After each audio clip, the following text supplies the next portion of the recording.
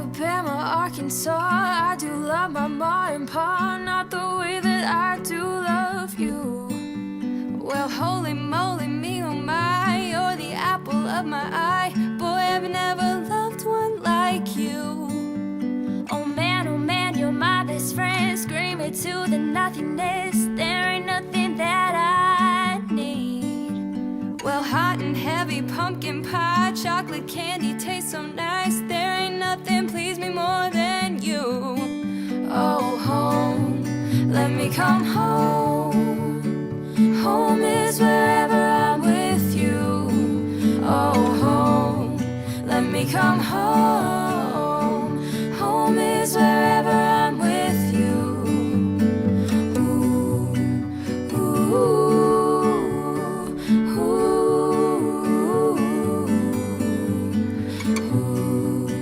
ooh, ooh. Jumping up and down the floor. My head is an animal, and once it was an animal. It had a son who mowed the lawn. The son was an okay guy. He had a pet dragonfly. The dragonfly he ran away, but he came back with a story to say. Gentes dames et damoiseaux, bienvenue. On est dans la neige, on est bien parti. Les conditions météo sont exceptionnelles. On est à peine au-dessus de 0 et donc cette nuit on devrait avoir du -6, -7. Et je suis en compagnie toujours de Luc. Salut. Qui en chie un peu parce qu'il a voulu nous la régaler pour ce soir, mais du coup il a 21 kg de sac à peu près. Ouais, sans les raquettes, ouais. Sans parler des raquettes, donc il me ramène sur son estive. Là, on a vraiment pas froid. Là ouais, non, là on a plutôt chaud. Ouais. Donc c'est parti, bivouac hivernal, mi-janvier, ça devrait être pas mal du tout. Venez avec nous. Oh, home, let me come home. Home is wherever I'm with you. Oh, home, let me come home. Home is wherever I'm with you. Ooh.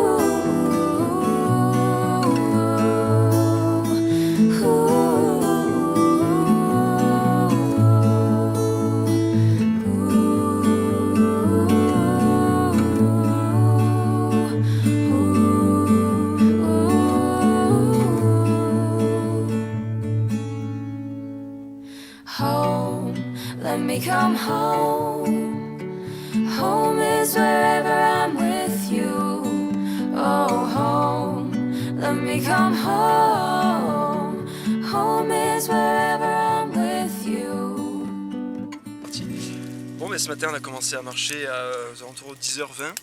On est parti, je pense, à 850-900 mètres. Ici, là, on est actuellement, je pense, entre 1350 et 1400. On a marché 1h20 plus 1h40, donc à peu près 3 heures. On s'est arrêté pour déjeuner entre les deux. On a dû s'équiper de raquettes parce que on est tombé, il y a quand même pas mal de neige. Je pense qu'au plus haut on va avoir 1 mètre. Ici on est à 60 à peu près. Entre 40, 60 après là c'est exposé, ça fond un peu, donc la croûte est suffisamment dure pour pas qu'on s'enfonce. C'est super gelé.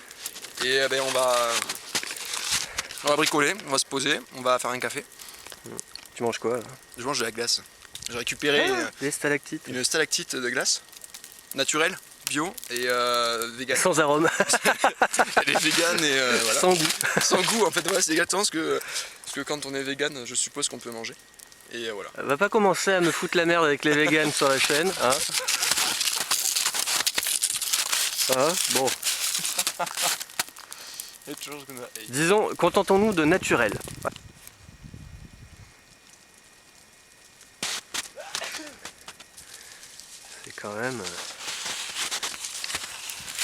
C'est quand même superbe. Hein. Là vous pouvez pas reconnaître, même nous on a du mal, mais on avait bivouaqué par là la dernière fois. C'est beau, là on a des conditions excellentes. Alors on sait que pendant la nuit et demain ça sera couvert, mais là pour l'instant c'est un ciel bleu pur. Ça donne bien, il doit faire Au village tout en bas, il était censé faire 6 degrés aujourd'hui, donc là on doit être à 1 ou 2 degrés. En ayant marché avec le soleil, c'est confortable, bien équipé. Ce soir ça va plus cailler, mais ça va être bien, une bonne reprise. On est dans des bonnes conditions, Luc connaît bien l'endroit, on sait qu'on n'aura aucun problème, donc ça va être cool. Mais là on va commencer par faire un petit café, petit kawa là. Et après on va se mettre en quête d'un endroit pour faire correctement un camp. Et puis on va bidouiller. Pendant que Luc est en train de bâtonner pour faire le café, moi j'ai ramassé une petite bogue de frêne, de hêtre. Pour, je sais pas, il y en a certaines qui sont dans la neige qui sont humides, mais celles-là ont l'air relativement sèches. C'est assez duveteux et cartonneux, donc peut-être que pour allumer le feu ça peut être pas mal.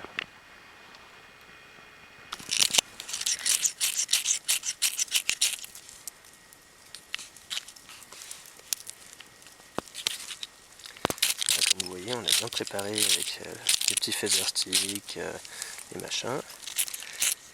Et ben alors Luc, alors, qu'est-ce qui se passe ? Tu seras pas obligé de le mettre parce que je pensais que c'était genre ma résine super fine. Ouais.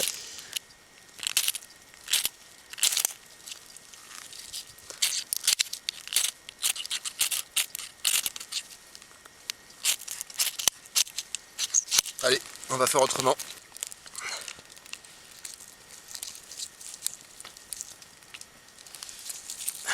Tiens, tu veux essayer avec les bugs pour voir si ça prend ou pas ? On va voir. J'ai pas trop envie de l'étouffer parce que là il va s'étouffer direct mais je le pose. Non mais sur le côté, hein, voilà, c'est ça. Un petit peu de feather stick. Là laisse le prendre, ouais, parce que effectivement. Il va être très vite étouffable. Mais ta bogue elle est pleine d'eau mais je pense qu'une fois qu'elle sera sèche. Ouais. Allez, c'est sur le côté alors. Ouais, pas très bien là. Je vais tricher un petit peu. T'as entendu ? Est-ce que c'était ma gourde ou est-ce que c'était une grenouille? Non, c'était pas une grenouille. Est-ce que c'était un ours? Yop là, ouais. Bon, le feu a pris. Tu vois ou quoi? Qu'est-ce que c'était si Ça, c'est pas du trépied génial. J'adore.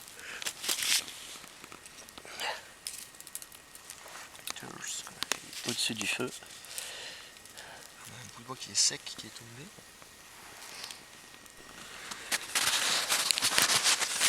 Là on part en repérage de camp. On est à peu près toujours là où on a fait le café, mais on a pris une petite heure là pour discuter, on a mis longtemps à faire chauffer l'eau. Et là on va se mettre pas trop loin et on cherche l'endroit idéal.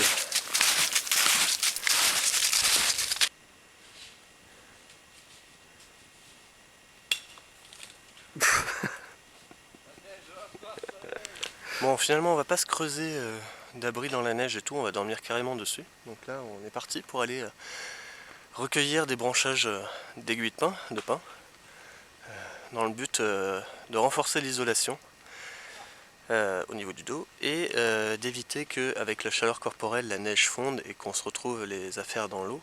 Avec les branchages de pin ça limite fortement ça, même si ça peut ne pas forcément l'éviter, ça la limite fortement. C'est parti. Bon, j'ai fini ma cueillette. Donc, je prélève pas toutes les branches dont j'ai besoin sur un seul et même arbre. Donc en fait, je glane d'un arbre à l'autre 2 branches, 3, 4 branches au max. Et je fais mes petits tas au fur et à mesure, je rentre. Et donc après, j'ai plus qu'à les ramasser. Il y en a un là, un là, un là. Ça fait 4 petits tas de ce tort là. Et ça suffit largement pour faire une très bonne isolation au niveau du dos. Donc c'est nickel. Ensuite, vu que là, tout mon tas là, c'est quand même assez lourd et assez pénible à transporter, j'ai pris une longue branche de pin. Le pin non mort est assez souple, donc en fait je vais passer cette tige là dans mon tas pour que ça prenne vraiment toutes les branches. Et après ça va former une boucle, je prendrai les 2 extrémités et je pourrai tirer correctement mon tas de feuilles sans trop me fatiguer et sans en perdre au passage. Bon ben voilà, un bon petit tas là qui fera un bon tapis. J'ai à peu près 2 mètres de longueur. Pareil pour Luc, même si c'est un peu moins épais. Là, toutes les branches dans le même sens. Et on les enfile à chaque fois avec le gros bout qui va rentrer sous la feuille précédente, etc. etc. etc. C'est quand même pas mal. T'es un peu short toi, non? Il te manquerait Mais attends, est-ce que j'ai 30 la tête, petits, non, mais 30 petits centimètres, j'ai l'impression, tu j'ai vois. même pas la tête.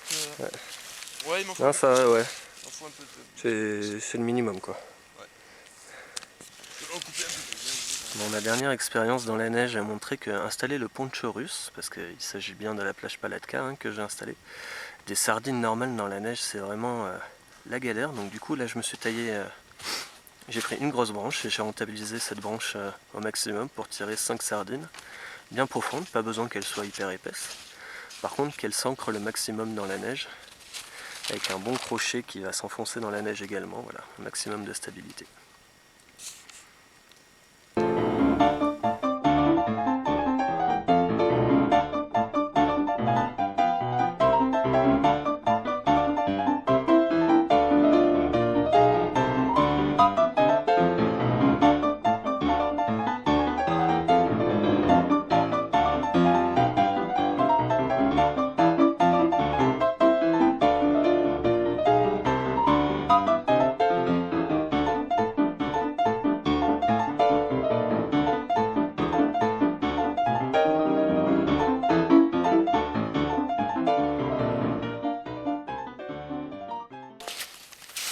Voilà, il n'y a plus qu'à tendre la petite corde devant vraiment pour forcer la tension vers l'avant, histoire que le tout reste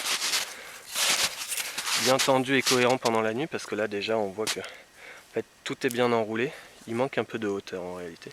Je vais essayer de rattraper ça en le penchant, parce que sinon ça va s'affaisser et me tomber dessus pendant la nuit, ce qui n'a pas grand intérêt. Mais voilà l'idée.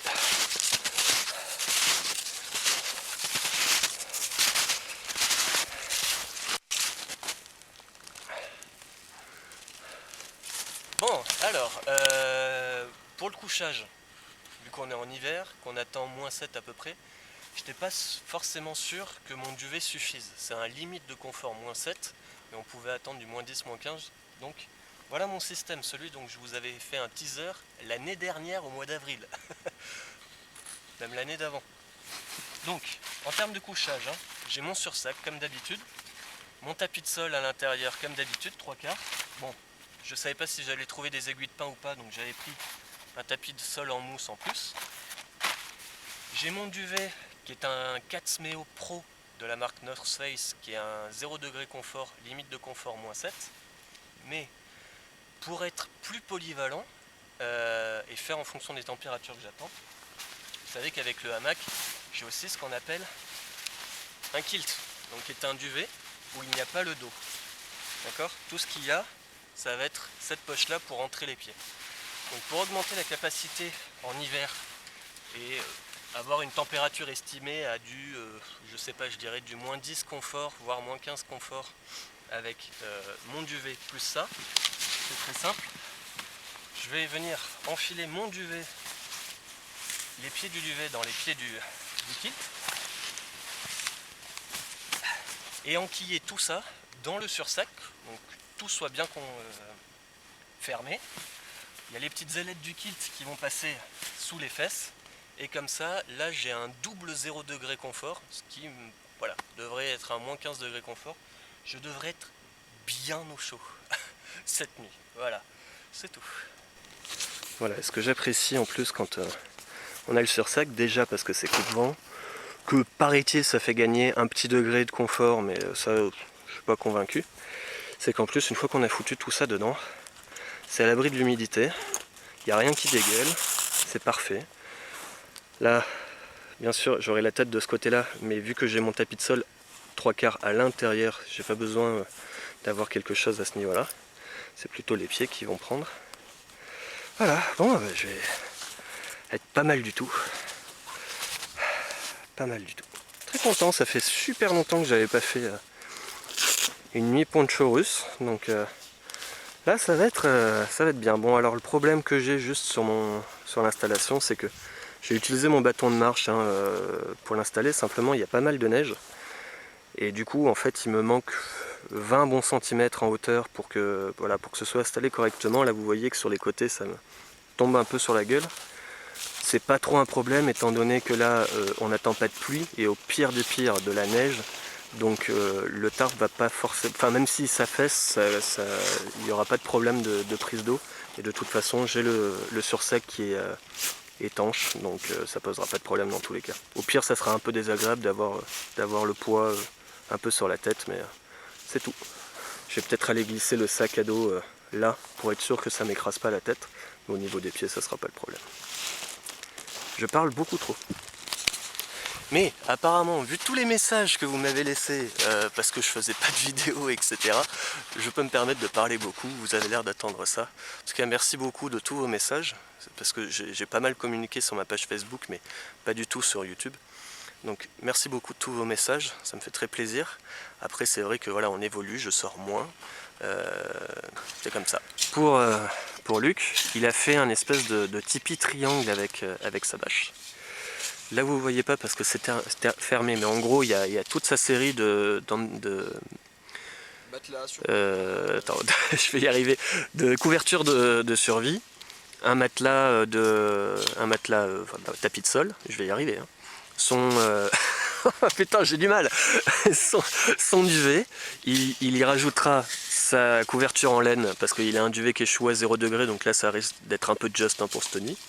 Et autour on a le tarp Tasha de Snooppack que m'avait envoyé Jérémy du site Baroudeur Altitude. Jérémy, ça fait longtemps qu'on ne s'est pas parlé, mais je te fais un gros bisou. Et ce tarp Tasha qui est en gros, je crois c'est 2,50 m sur 1,60 m, un truc comme ça, c'est pas un 3x3. Mais qui est aussi un emergency bivy. Donc en fait il y a des pressions tout le long. Donc bien sûr, hein, il y a des courants d'air, hein, mais il y a des pressions tout le long et qui va permettre de s'enrouler complètement autour comme un bivy. De ce côté-là, là, côté tête, il n'y a pas de pression, mais tout le long là et tout là, il y a des pressions. Donc c'est extrêmement pratique. J'ai jamais fait la présentation complète de ce tarp. Il est très bien, modèle réduit, très léger, 370 grammes je crois. Modulable avec son option bivy. Non c'est pas mal du tout, il est livré avec des cordes et tout. Donc voilà, Jérémy, je t'ai jamais vraiment remercié de me l'avoir envoyé, il était très bien. Et puis vu que bon, j'ai pas mal de matériel, celui-là je m'en sers pas vraiment, donc je pense que je vais le donner à Luc et il en fera ce qu'il veut. T'es parti dans un igloo l'autre. Ouais non, c'est pour couper le vent sur le côté. Ah ouais, pas mal. Donc voilà, mais vous voyez là, même s'il y a un peu d'ombre, vous voyez ce que ça peut donner en termes de bivy. C'est vrai que c'est quand même très pratique parce que selon la configuration qu'on a, c'est très modulable. Et pour ce qui est des attaches vous voyez que c'est du nylon avec une entrée qui est assez généreuse. Donc non, très pratique. Et vous pouvez voir la première fois la seule fois d'ailleurs où je suis sorti avec, c'était la sortie avec Steve, qui doit s'appeler Première Bivouac Givré ou un truc comme ça, qui a plus d'un an, un peu plus d'un an. Je parle vraiment beaucoup trop. Hein. Je parle vraiment beaucoup. Vous m'avez manqué. Voilà, j'ai besoin d'évacuer parce qu'après vous allez attendre 2 mois après le prochain billet. C'est normal. Hein, non, on verra. Bon, il est 5h30, le soleil va pas tarder à se coucher, enfin le jour va pas tarder à tomber parce que le soleil est couché. Donc on commence à ramasser du bois. Et franchement c'est pas la folie quoi. Il y a très peu, finalement assez peu de bois mort au-dessus de la neige. En tout cas là, donc on va essayer de faire notre mieux. On a nos abris qui sont faits, on va faire le feu par là. Et puis on va passer la soirée. Bon, vu qu'on a du boulot, je sais pas si je vous reprendrai avant que la nuit soit tombée, parce que là, ça, vu les températures qu'on va avoir, ça va partir très vite. On va essayer de doubler ça serait pas mal. On verra. Ça réchauffe hein, avec la hache Et surtout traîner le bois, c'est pas mal, hein. Ça motive, ça réchauffe plutôt, ça motive. C'est drôle la vie parfois parce que j'ai mon couteau et son étui depuis 2 ans. J'ai toujours eu des haches. Et puis je viens de me rendre compte qu'il y a un truc très pratique parce que ça fait un moment que je veux m'acheter un porte-hache. À chaque fois on sait pas quoi en faire pour une fois qu'on ramène le bois. Puis en fait, je me suis rendu compte d'un truc tout bête. Regardez. En fait mon étui a une lanière qui est grande et assez, comment dire, vous voyez, comme ça. En fait il me suffit de passer le manche de la hache dedans et puis c'est plié. Ça marche très bien, ça fait office vu que c'est du cuir bien épais, bien solide et puis fabriqué par Pirelli, donc j'ai confiance en la qualité. Au final ça marche très bien. Parfois il suffit d'y penser, la question n'est pas de est-ce que j'y arrive ou pas. Parfois c'est tout bête, il nous manque juste l'idée, on n'avait pas eu l'idée jusque là et puis et ça marche pour tout, dans le bushcraft, dans tout. Le bois qu'on ramène est pourri. Donc malgré la quantité, on est... Ah voilà des arbres morts, ben voilà. On est à la recherche d'arbres morts sur pied parce que là ce qu'on chope c'est des branches mais elles sont pour la plupart un peu moisies donc imbibées. Je viens de me trouver un beau tronc. C'est parti. Et voilà l'arbre, il est assez grand. Vous voyez, hop là, il grimpe jusque là. Mais d'un diamètre relativement petit. 20 cm. Au plus bas, vraiment à la base, peut-être 25, pas plus. Donc je vais préférer couper celui-là, ça sera une coupe faite, déjà parce qu'il a l'air sain. En fait, autour de moi, il y en a pas mal qui sont morts sur pied. Vous voyez, il y a celui-là, qui est pas très haut, mais beaucoup plus épais. Donc celui-là pourrait déjà commencer à servir d'abri pour de la petite faune, pour les bactéries et les champignons qui se nourrissent de bois mort. Celui-là pareil, il n'est pas très haut, il correspondrait déjà plus au profil, mais il a l'air plus vieux. Je préfère le laisser celui-là pour le coup. Et après il y a une branche, une très grosse branche, mais elle a l'air d'être là depuis un moment et relativement moisie. Donc en fait j'attends que Luc arrive et puis on va décider ensemble. Parce qu'effectivement je pense que c'est le premier que je vous ai montré qui sera le plus pertinent. Mais d'un autre côté, plus c'est haut, plus c'est grand, plus c'est dangereux. Donc il faut quand même réfléchir à ce qu'on fait. L'essence dans la pente, là, ça devrait aller. On va voir, on va voir. Est-ce qu'on va pas faire au plus facile et prendre la grosse branche, quitte à se trimballer tout ça pour rien parce qu'elle est aux 3/4 moisie. On va voir. C'est pas facile, hein. Faut pas faire n'importe quoi. Pour sa sécurité et puis pour l'environnement en général. Parce que comparé à ce que certains croient, on réfléchit avant de faire, hein, pour la plupart.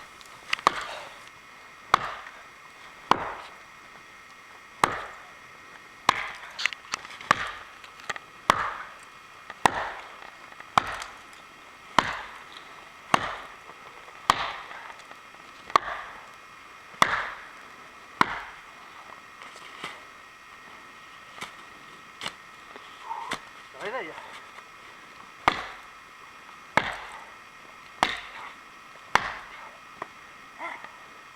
Avec les raquettes, c'est pas facile en même temps. Hein. Surtout les raquettes, le problème c'est que si je dois me barrer en urgence. Ouais. Regarde ça, le bois il est magnifique.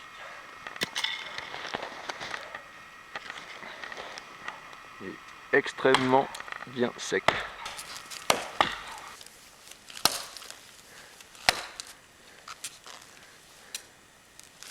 Moi, je pense que tu seras mieux de l'autre côté, hein, si t'es droitier. Je vais rattraper ce côté-là. On va rattraper le milieu.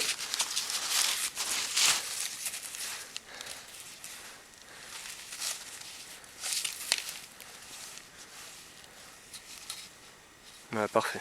Ça, vous voyez, c'est le bon geste à pratiquer pour être sûr de sa distance de sécurité.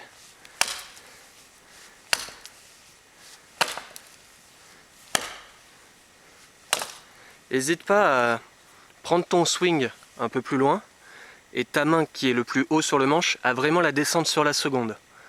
Là, ça va vraiment te permettre de créer une inertie et un mouvement où la tête du coup frappe.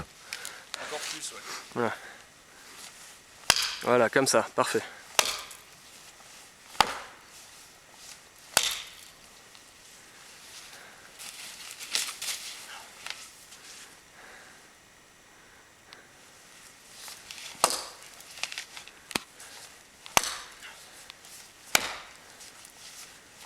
Voilà, parfait. Là, tu vois comment on sent que ça pénètre là. Là, je pense qu'on est bon pour le tiers. Ouais, et ben là, on a attaqué un tiers, un peu plus du tiers, quoi. Et donc le reste, on va le faire à la scie. Là, tic tic tic tic tic, pour qu'il se couche dans cette direction. C'est parti. Bon, on a commencé à lancer le feu, ça démarre tout gentiment, mignonnement, rien de gagnement. Ouais, moi je... Et là, on commence tous les deux à avoir quand même un peu froid. Moins au pied. Au moins au pied, donc ça va prendre petit à petit. De toute façon, on a une boîte à feu au pire des cas, hein, on enverra le pâté si jamais. Là, c'est écorce de bouleau. Avec le Firesteel. Ah, bah voilà. Avec le Firesteel, Luc avait un peu de mal vu qu'il a froid aux doigts, donc il a fait au briquet. Là. Ce qui est. Objectivement, non mais objectivement les gens, vous faites pas chier pour l'amour de l'art, hein. Si vous avez froid, là nous il fait facilement -2, -3 degrés au moins. On a froid, on a fourni beaucoup d'efforts, on veut surtout pouvoir se réchauffer. Si on n'y arrive pas avec le Firesteel, on fait au briquet et puis voilà. 19h10. Il est 19h10 déjà. 19h10, on a... voilà. Bon. Le feu qui s'éteint, direct. On va remettre un petit peu d'écorce de boulot. On va faire partir tout ça. Allez. Bon, on commence à se mettre bien. Moi là vous le verrez pas parce que avec la lumière, mais je me suis fait ma petite chaise hamac. Voilà. Luc lui en fait avec sa pelle s'est formé une espèce de cuvette de neige pour faire un dossier. Et puis il a mis une couverture de survie. Il va rajouter probablement la... Je vais mettre la laine dessus. Voilà, après, la couverture en laine. Une fois que j'aurai pu aller dans la neige. Et puis on mettra... bien calé aussi, bien ergonomique. Et puis là vous pouvez voir une petite bouteille de vin et de quoi faire une tartiflette. On est bien là. Là il a porté lourd mais franchement il va nous mettre bien là. Il nous régale. Voilà, et vu qu'on n'a plus d'eau, on est tous les deux partis qu'avec respectivement 1 litre et moi 1 litre 3, enfin une seule gourde chacun. Du coup on fait fondre de la neige là parce que on a fini nos gourdes et il commence à faire soif quand même. Bon alors où on en est? Non. Bah alors moi je sais pas si vous voyez mais là les chaussettes sont sèches, là elles sont mouillées. Hein, pareil là, donc j'ai les chaussettes trempées.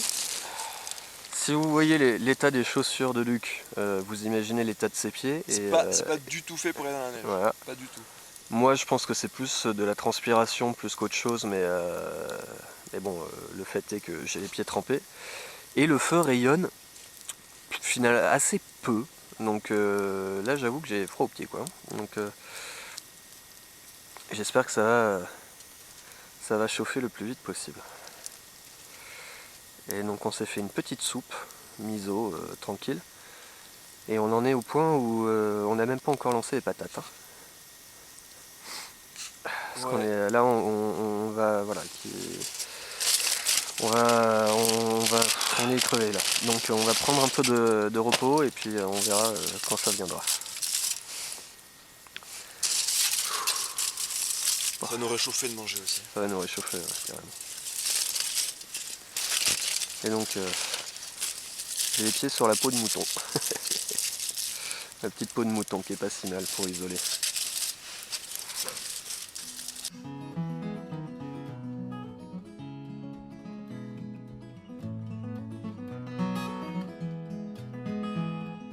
Ain't no use sit and wonder why, babe. Even you don't know by now. It ain't no use sit and wonder why, girl. It'll never do somehow. When your rooster crows at the break of dawn, look out your window and I'll be gone. You're the reason I'm a traveling on, but don't think twice, it's alright.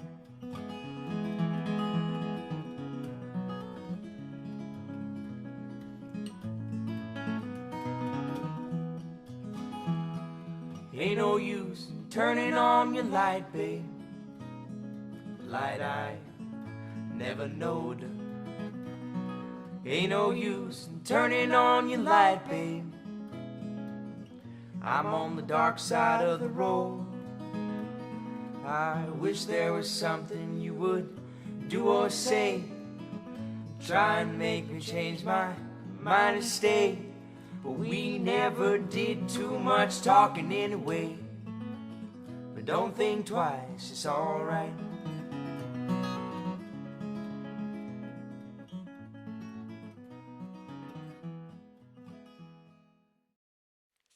Bon, comme vous voyez, le feu hier soir a bien creusé dans la neige, hein. Bien quoi, 60, bien 60 cm de neige si c'est pas un peu plus.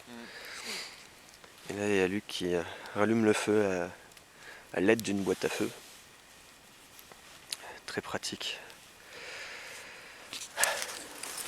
Puis sinon, bon, moi ça n'a pas été la nuit la plus folle de toutes mes sorties.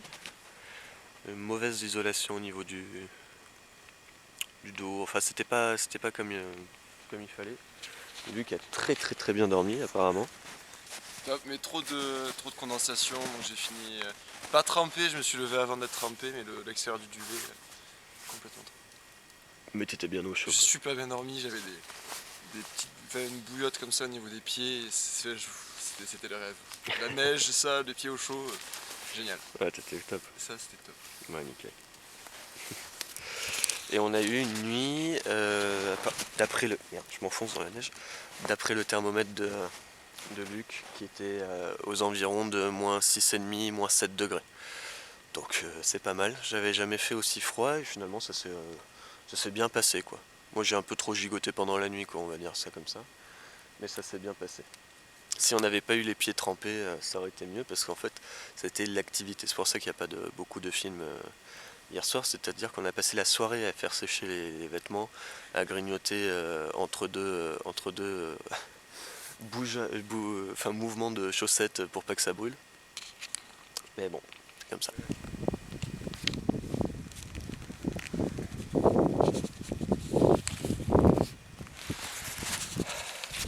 Bon bah voilà, on a fini de faire les sacs.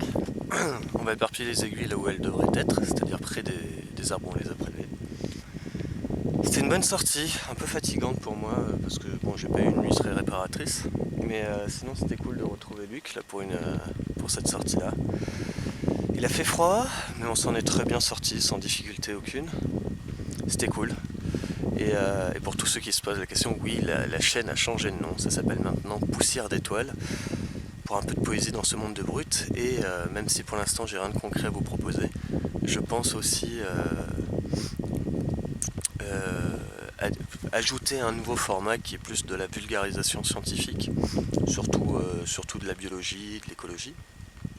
Mais pour l'instant j'ai rien de prêt, rien de sûr, donc ça arrivera quand ça arrivera, mais c'est quelque chose dont j'ai bien envie. Peut-être vous montrer quand je suis en sortie plus naturaliste pour essayer de papillons ou de plantes ou de machin, etc.